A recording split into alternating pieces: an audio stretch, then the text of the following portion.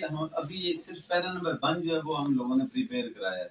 अब इसमें अक्सर दोस्तों की ये ख्वाहिश होती है कि हम cross examination, live cross examination, जैसे हम अपने आर्गूमेंट्स भेजते हैं, हम लाइव क्रॉस एग्जामिनेशन भी हम शेयर करें, लेकिन क्योंकि इसमें फंडामेंटल राइट्स होते हैं, लोगों के सीक्रेट्स होते हैं, इसलिए हम इसको शेयर नहीं कर सकते। मेरी ख्वाहिश थी कि कम से कम ये जो हम एविडेंस है ये तैयार करवा रहे हैं, इनको इनका चीफ तैयार करवा रहे हैं, इसको हम पब्लिश करते हैं, लेकिन इसको भी जब तक इनकी क्रॉस एग्जामिनेशन हो नहीं जाती उस वक्त तक पब्लिश करना मुनासिब नहीं है। तो इसलिए ये एक पैरा तैयार करा है। इसी तरह आपने करना ये है कि आप जितने भी फैक्ट्स हैं, जितने पैराज हैं, हर पैरा को सवालिया निशान के तौर पे आपने सवाल की सूरत में बना लेना है। जैसे कि आपने ये कर दिया जी कि इसमें पैरा नंबर 2 है, the defendant number 1 and his co-sharers was owner in possession of land made in 2 kanal 8 marlas, ठीक है, बीरिंग खसरा नंबर सो एंड सो। अब इसको आपने सवाल में ऐसे बना ले कि ये जी मुद्दा लैंड नंबर 1, उसका नाम बता दें, ये कौन है। पार्टीज को अक्सर नहीं पता होता मुद्दई कौन है, मुद्दा लैंड नंबर कौन है, नंबरिंग याद नहीं होती। आप बताएं ये कौन है, तो वो बताएंगे कि ये जो है हिस्सेदार था और मालिक था, और इसका 2 कनाल 8 मरले इनका हिस्सा था इसी खसरा में। इन्होंने ये जमीन फरोख्त की फलां को, फलां से आगे जमीन हम डिफेंडेंट नंबर 2 जो है खरीदी। इसी तरह आगे जो इनका एक और पैरा बनता है जिसमें इनके खिलाफ एफआईआर हुई थी, आप उसमें ये कर दें जी कि ये आपने जब प्रॉपर्टी ली, इसके बाद क्या मसला पेश आया आपको, तो ये बताएंगे कि मैंने प्रॉपर्टी ली, प्रॉपर्टी मुझे दी, मैंने कब्जा किया, अगले ही रोज उन्होंने जो मालिक था उसके खिलाफ और मेरे खिलाफ एक झूठी एफआईआर नंबर करवा दी। अगर नहीं भी याद होगा तो वो उनके हाथ में होगी, कौंसिल के हाथ में होगी, वो ये कहेंगे कि ये इसमें ये याद रखें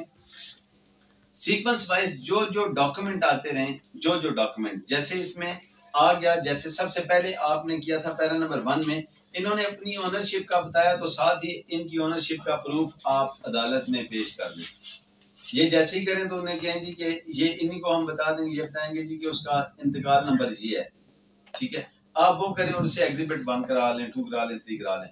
याद रखें जो डॉक्यूमेंट आपने अपने गवाह के बयान में जमा नहीं कराया,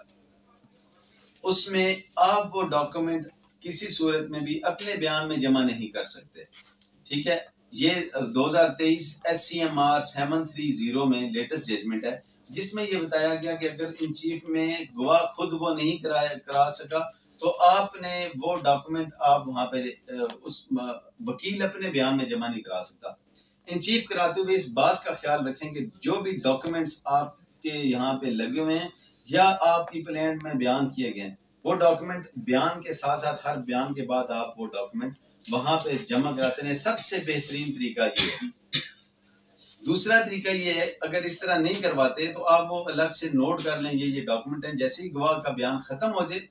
उसके बाद आप गवाह के बयान में ही करें जी कि मेरा जो इंतकाल नंबर ये था,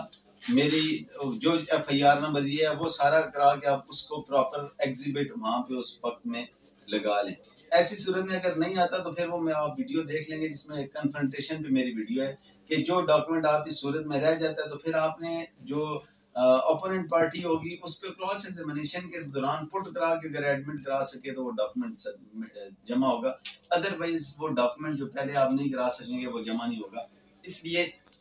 इन चीफ को तैयार करते वक्त, आज क्योंकि हम सिर्फ इन चीफ को डिस्कस कर रहे हैं, तो इन चीफ को तैयार करते वक्त याद रखें कि लीडिंग क्वेश्चन नहीं करना,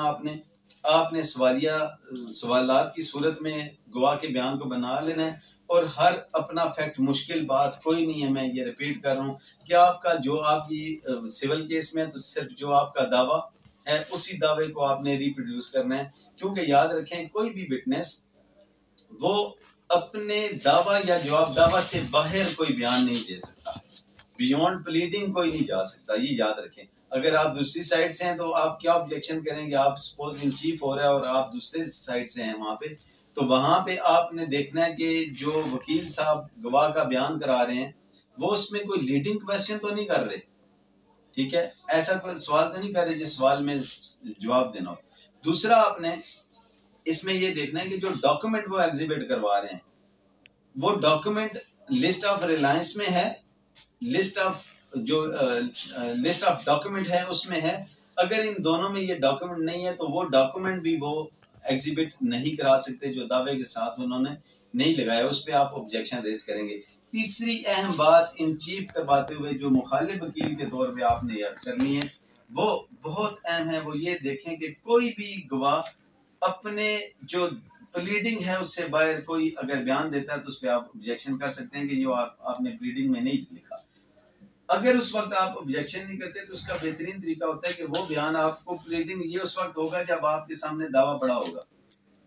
आपको पता होगा कि दावा क्या है, या 161 की स्टेटमेंट आपके पास पड़ी होगी, कंप्लेंट आपके पास पड़ी होगी, तो तब क्रिमिनल में आप ये कंपैरिजन कर सकेंगे। अब आपके पास दावा और दावे से गवाह को दूसरा वकील बयान इन चीफ तैयार करवा रहा है, वो तैयार करवाते करवाते जो बात उन्होंने वहां से इम्प्रूवमेंट की यानी कि जो मेंशन नहीं थी वो लिख दी, वो आप नोट कर लें। नोट करने के बाद जब आप क्रॉस एग्जामिनेशन स्टार्ट करें